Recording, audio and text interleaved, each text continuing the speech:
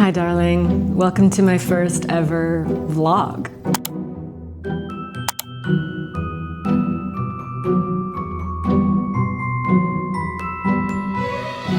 So I don't know what this is gonna be. I am probably gonna be a bit shy in this video,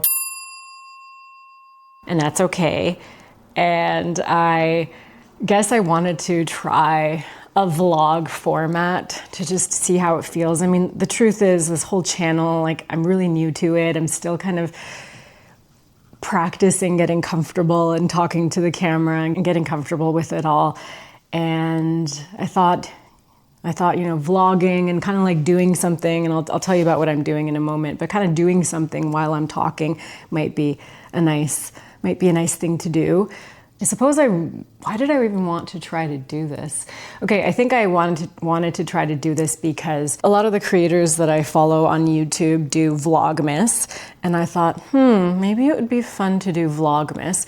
If you don't know what VLOGMAS is, it's this thing that creators on YouTube do where they vlog for every day in December, or at least the first 25 days in December, I think, and they upload videos every day. And they're usually, the theme is, you know, kind of holiday or Christmas themed. And I guess, I don't know, it's a bit of a YouTube tradition, and maybe some creators see it as a bit of a challenge to be uploading every day. That's the sense I get. And it also just kind of makes you feel close. And everyone, you know, a lot of people have a little bit of extra time over the holidays, so it kind of helps you feel closer to these creators. And I certainly have creators that, you know, I follow in that way, and I really enjoy their Vlogmas. And then I thought to myself, there's no way I can do 20 days or anything close to that and uploading videos every day.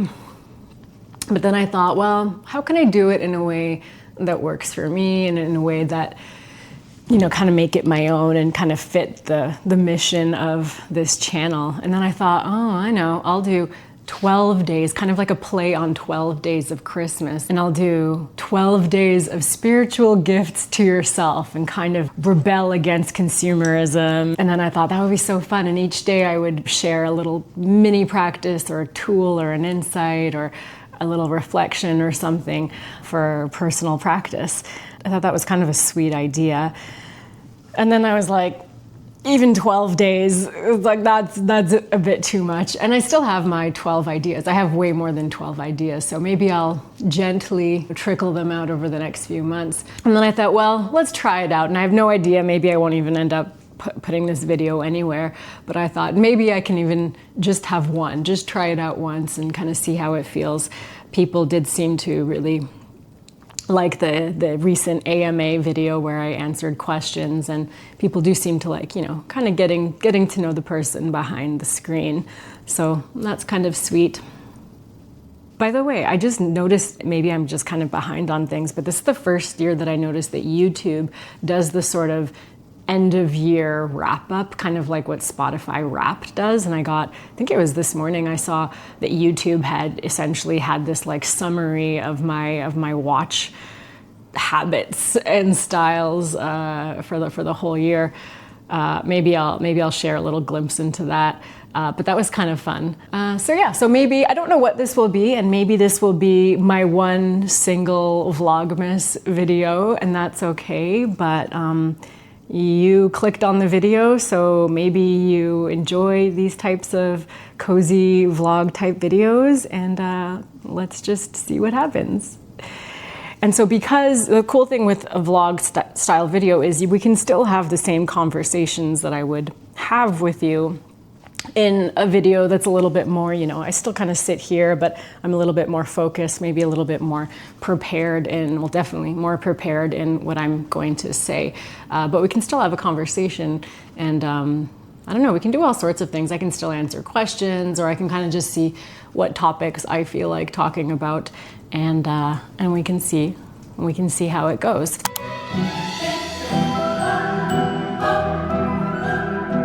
What I will be doing, which we'll see if I manage to do anything at all while I talk, because I'm actually really not good at multitasking. But what I do want to do is, this year I am doing a lot of handmade gifts for the holidays. And one of the things, I have no idea, this will in no way be a tutorial or a how-to video I mean, I could try to do it, it'd be kind of funny. But what I have started learning for the first time ever, I think it's called needle felting.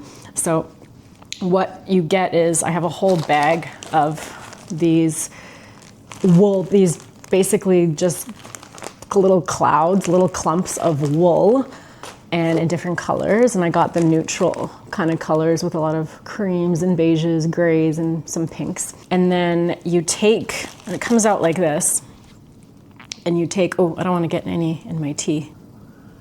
I hope you have your cup of tea too. So you essentially, you use a needle, and there's like little single needles like this. There's also these crazy tools that are like several needles all stabbing at once. And essentially you take this transforms into a more kind of solid, gathered, intentional shape for whatever it is that you want to create. So I have no idea what I'm doing. I have looked a little bit on YouTube. I actually do love looking on YouTube for tutorials and how-tos. And I did a little bit of that, which is how I even got the idea to do something like this. I also have a pin board. I love Pinterest, even though it's ruined now with AI images polluting every corner of it. But I do have a pin board on Pinterest with different ideas, which is how all of these ideas kind of came together. But I have kind of avoided watching too many tutorials. I kind of just like watched a little, kind of got the idea of what poking the needle into the felt, into the wool does, which is essentially felting it, which is kind of creating a more dense, packed texture to it.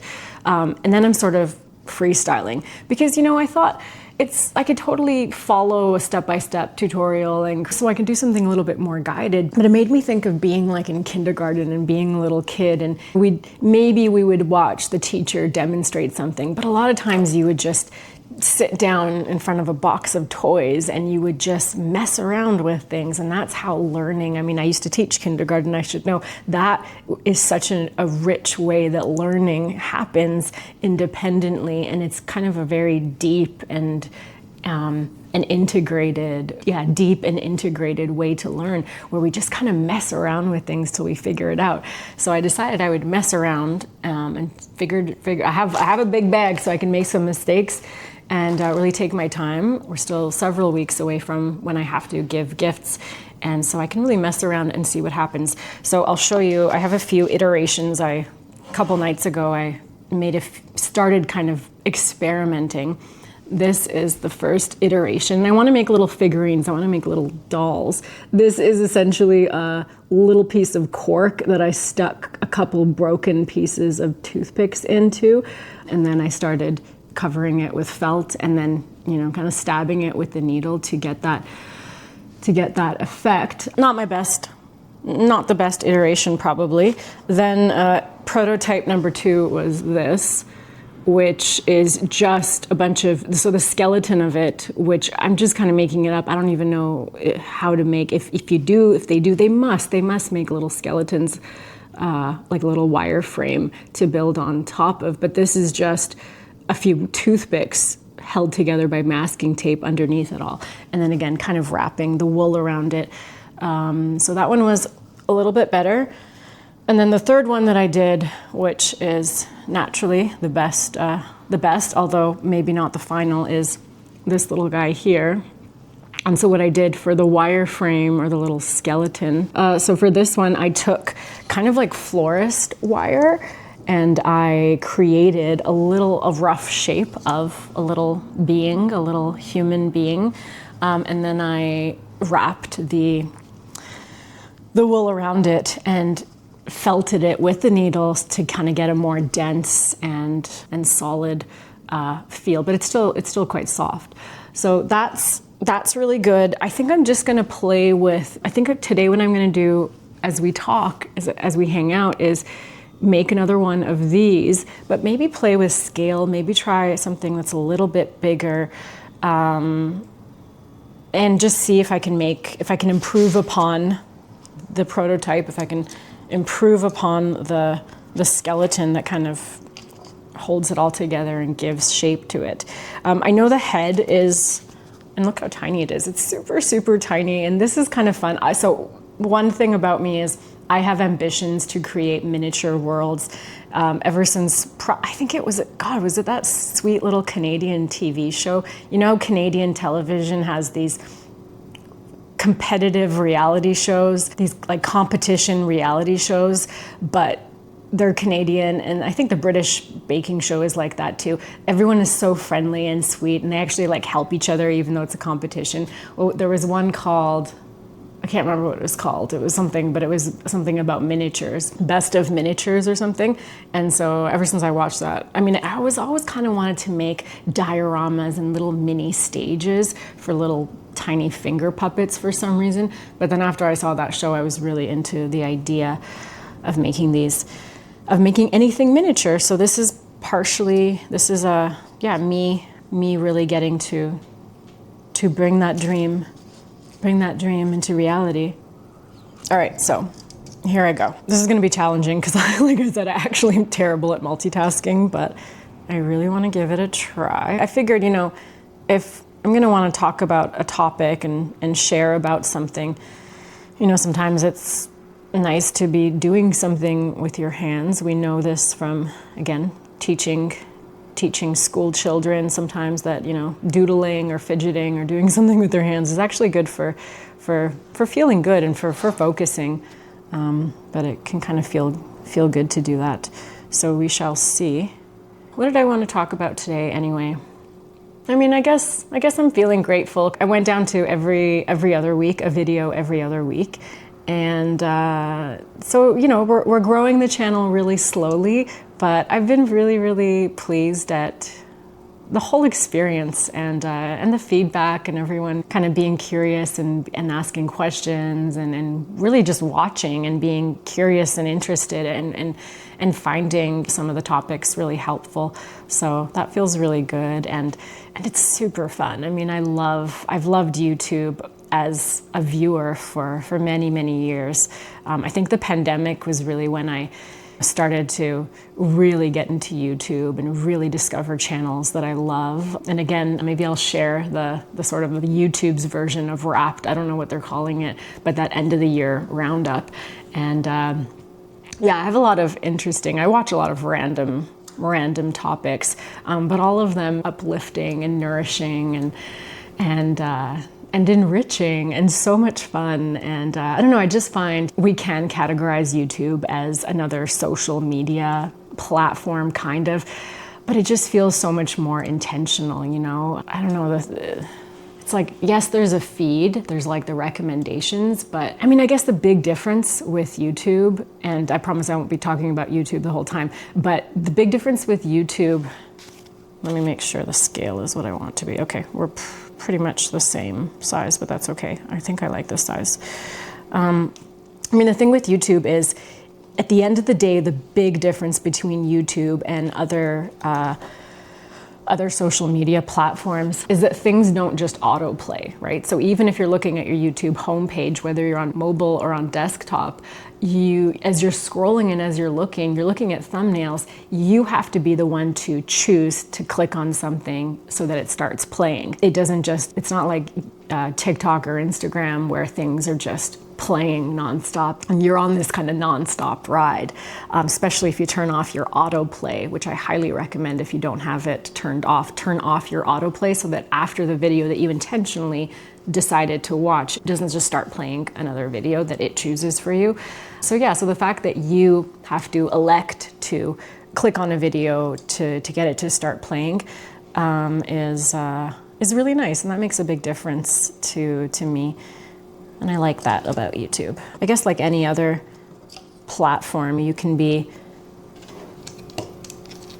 intentional about what you do click on and what you do choose to let your eyeballs rest on, and then that determines what more it recommends and what comes up on your feed. And And if you are intentional and you kind of, this is a mindfulness lesson. This does kind of go back to mindfulness and paying attention and our spiritual practice, or mental training, or whatever you want to call it. If we're really paying attention to, well, how does it feel when we're really watching this video or consuming any of this content? And if we notice that if there are things that we watch that sort of make us feel agitated or enraged, or even any sense of I feel like any sense of grasping or tightness or tension, then, paying attention to not keep watching that.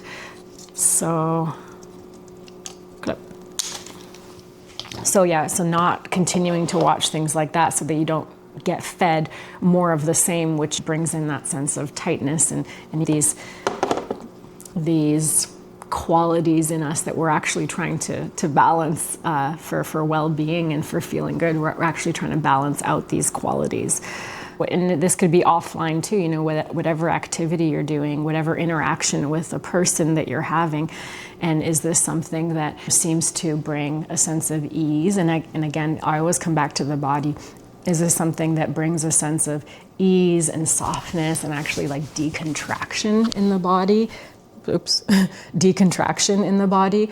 Or is this something that kind of, whether it's an uncomfortable feeling, a feeling of aversion, or even a feeling of too much clinging, to use some traditional Eastern philosophy terms, like clinging, craving, attachment, and just noticing what we want more of and what we want, basically how you want to spend your time, how you want to spend your energy, because this is it.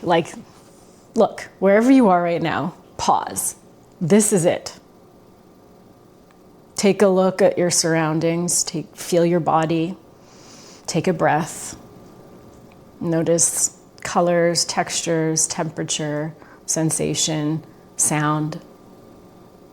This is it. This is our life. This is a moment in our life that we're never going to get back. So the fact that you're here, if you're still here watching, that's so precious and that's so beautiful. Yeah, we don't get these moments back. So it's really about paying attention and being intentional about how we're spending these minutes, these hours, these days. So not to get too heavy and deep on a VLOGMAS video, but I said I would make it my own, and so I'm making it my own.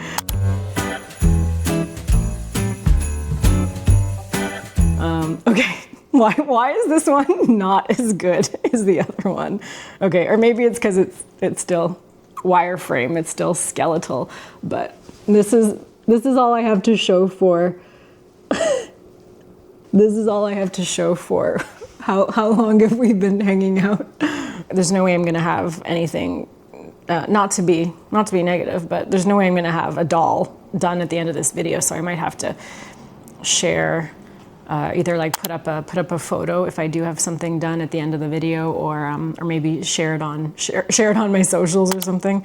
Eventually, weeks and weeks from now, when I have a single finished doll to share. So now it is finally time to take our wool and add our wool to our little wire frame person here. So you take the wool, not that I am qualified to teach you at all, but I take the wool from what I've seen from 1.5 videos online, is you kind of, I guess it doesn't have to be, I've been kind of pulling it apart and teasing it out to get really thin and wispy. I suppose it doesn't have to be like that. But what I want to achieve is kind of like this one, which isn't perfect. I hope to do better, but I want to sort of wrap it around its legs to sort of define its limbs, and then wrap it around, different body parts. And then obviously the more wool you place, the more you kind of bulk up those parts of the body. What else do I want to talk to you about? I mean, I think I've been thinking a lot about why I even started the channel. And of course, part of the reason is I I still teach meditation, I teach embodied awareness, I teach contemplative writing. And so part of having a channel is to connect with you and find people who might really benefit from these practices that I share. And it's like, nowadays, why would you ever, you could ask, why would you start a YouTube channel? Why would you start a podcast? Why would you start anything really? Everything feels so saturated. There feels like there's a ton of everything. Everything's so noisy. But I think a couple things. There's still place for a lot of wisdom. You know, I do think sometimes wisdom is, we're in need of wisdom and sort of more balanced. I don't know how to put it. I think there's still space to add a voice of reason, a voice of wisdom, and so that's part of it. And even though I think there is a lot of noise and there is a lot of information floating out there, a lot of times I feel like the information seems like it's kind of watered down, to be honest, or just doesn't touch at the root of things. It doesn't touch at the origins of where we really need balancing and healing. Like, here's the thing. So I've mentioned in previous videos that, here I'm going to start needle felting, by the way. So I've just got one limb wrapped, and I'm just going to start. I think I'm just going to go at it with this crazy tool. But I should really be wearing my finger protectors, but I don't want to. So I'm just going to start needling to hold it all in place. But yeah, one thing I was reflecting on recently, because it's the holiday season, is I used to work in the Starbucks, in a Starbucks inside a Chapters, which is our local, or used to be our big box local bookstore here. I think it's called Indigo now. So it's like, imagine like a Barnes and Nobles, which, by the way, apparently Barnes and Nobles is making a comeback. I watched this awesome video on the comeback of Barnes and Nobles and Barnes and Noble, and kind of bringing back that small bookshop feeling and what we actually like about the physical experience of being in a bookshop. But anyway, that's a side note. So I used to work at the Starbucks inside a bookshop here in Canada called Chapters. Let me know in the comments if you know it. And so I really liked that environment. I liked working at the Starbucks, except it got super, super crazy around the holidays. But it was also really fun and cozy around the holidays. And I really liked being inside a bookshop and being surrounded by books and just wandering the aisles and the bookshelves during my breaks.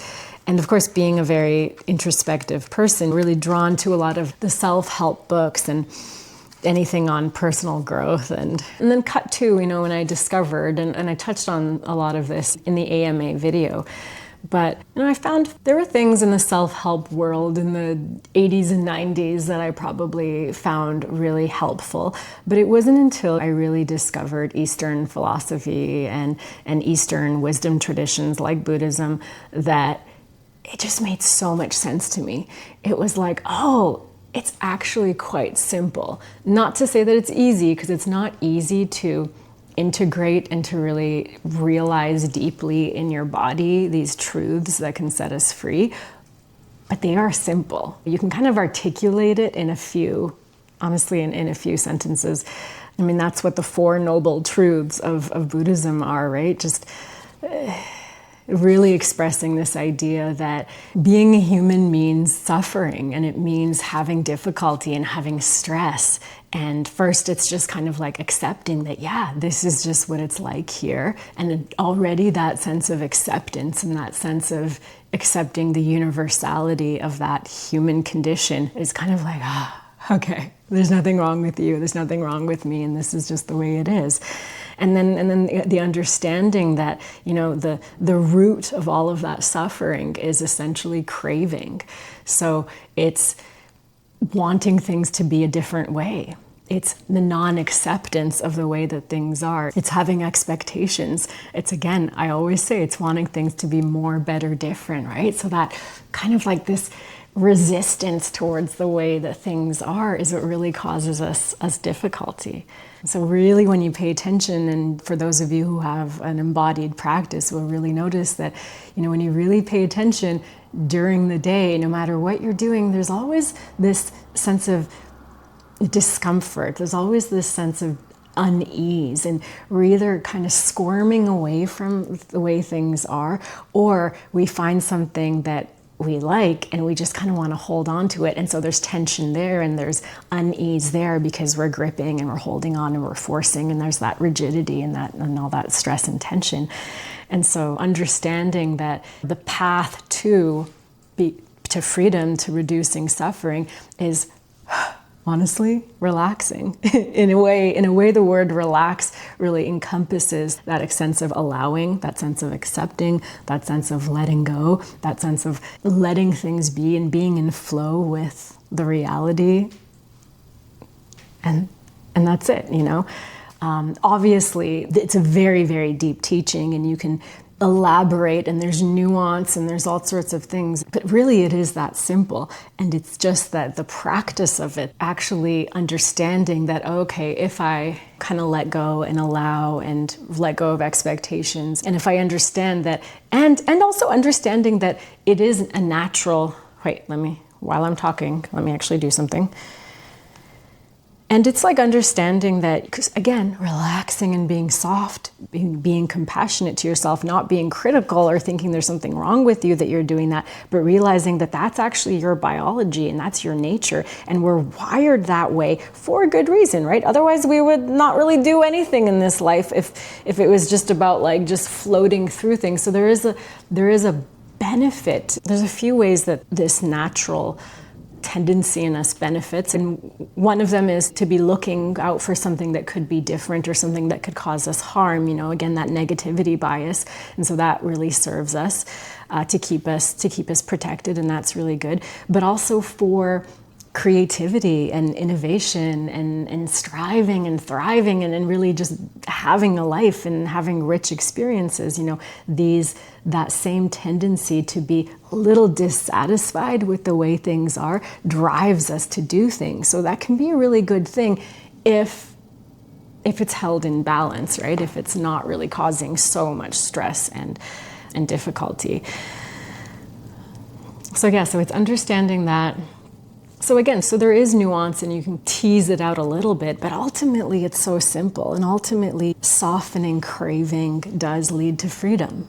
I'll say it again, softening, craving, gripping, grasping, it reduces suffering. It leads to freedom, and that's it. Now go spend the rest of your life practicing, because it's really, really hard, or I shouldn't say it's really, really hard necessarily. We don't have to make it really hard, but it does take effort, and it does take practice to really have it move from this thing that we've read and this thing that we've heard and this thing that we intellectually understand into something that we've experienced so many times through our body and tasted the delicious freedom that comes when we do let go of that rigidity and of that grasping, that you kind of really begin to live that way more and more, and essentially with more presence, instead of thinking about regrets in the past and wanting and this aching, not just a desire and not just an aspiration, but an aching, painful longing for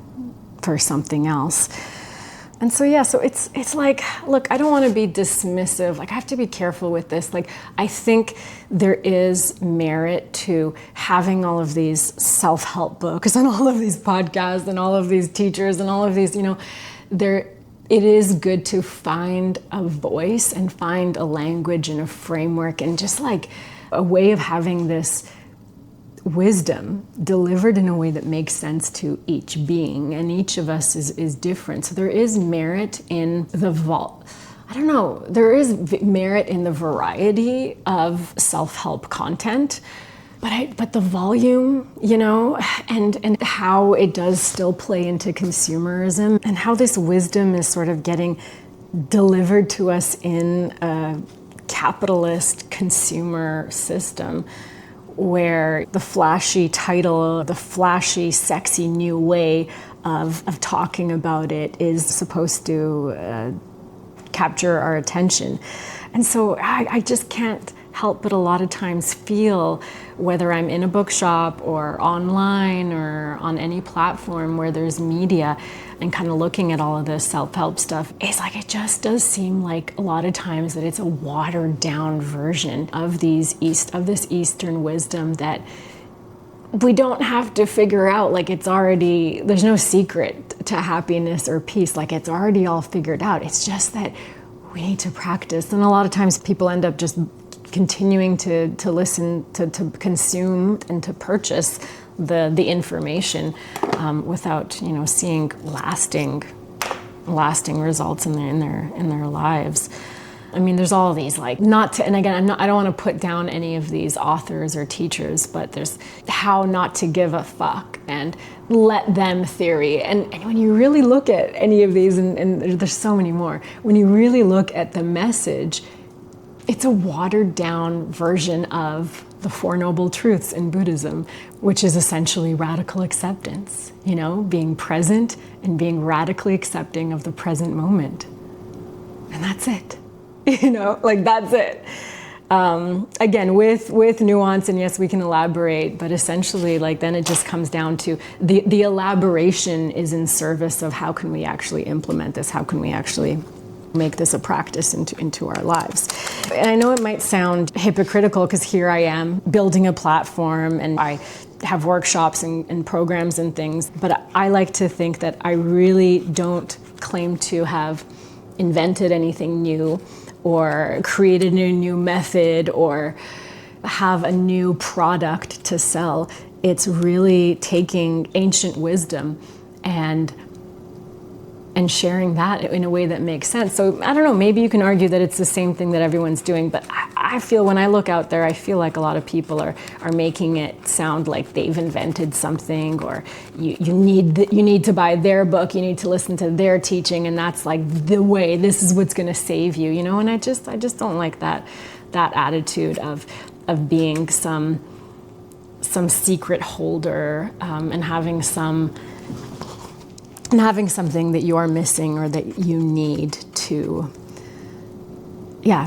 be free, because no one has that secret. You have that within you right now, and you probably already have the wisdom. If anything I said today or in any of the other videos resonated, you probably already knew that on some level deep inside, and it's just a matter of practicing. So really, it's almost like we don't need any more information. We need guidance on how to integrate it, how to bring it into our bones, into the cells of our body, just how to practice. So maybe what we just need is to come together, to practice together, to hold each other's hands while we practice, right? Okay, so I'm just gonna work quietly for a few moments so that I can actually make some progress here.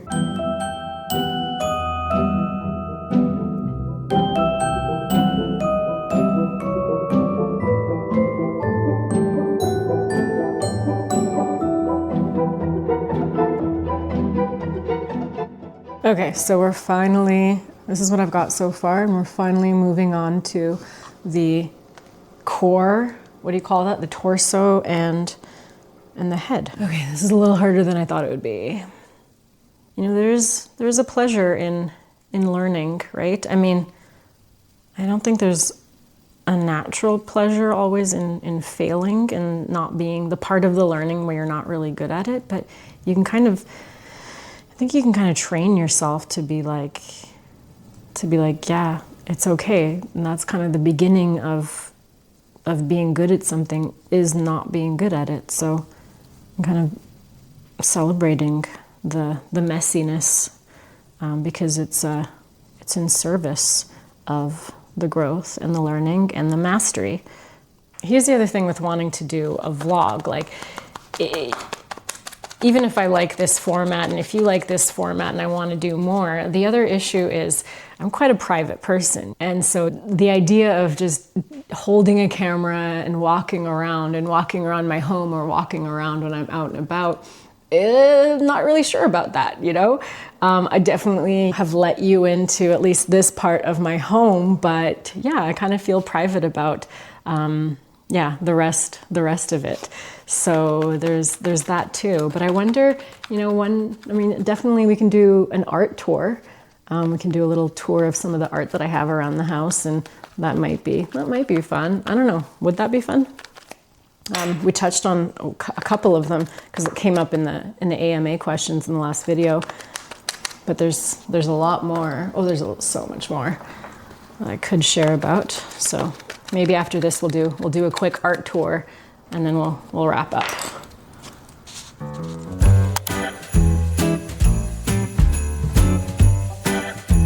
I do overall like how it turned out. You have to imagine this now. Oh, the fun part is like making little eyes and a little bit of blush, and I don't care who it is, they're getting blush, and yeah, little clothes that I can sew for it, and the hair and all of that, you know, and then that's the really fun stuff, and then it'll really come together.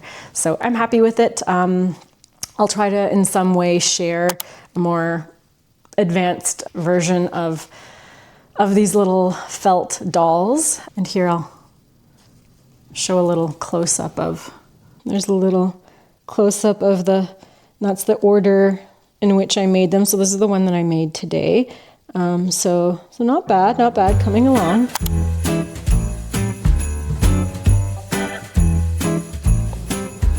Oh, hi.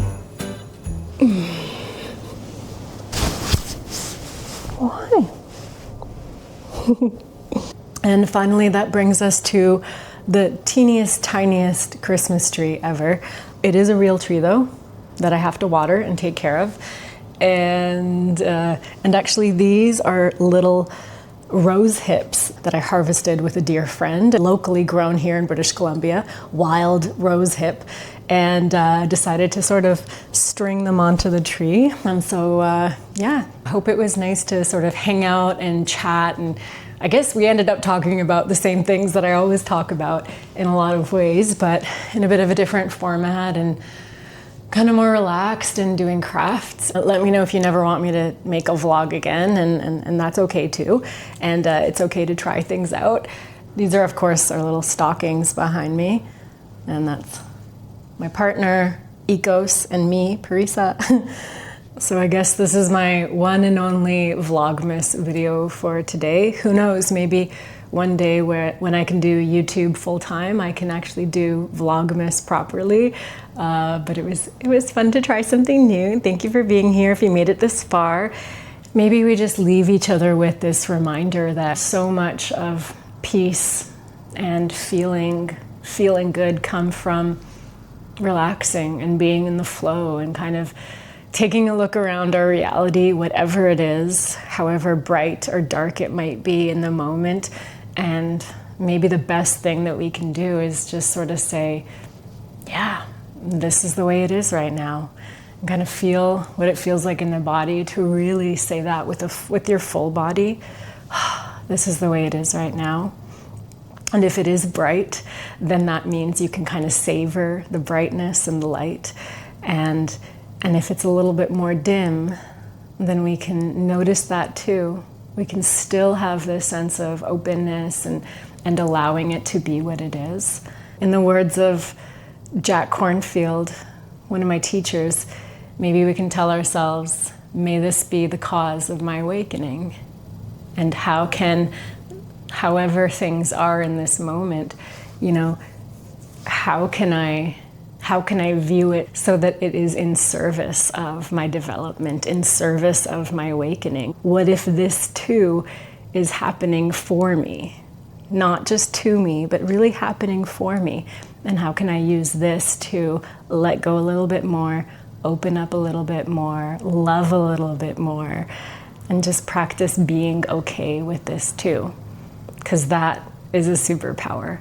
And wherever you are, however you're spending your holidays, I hope that you have a little bit of time to practice your superpower in this way, and so you can enjoy the holidays and beyond.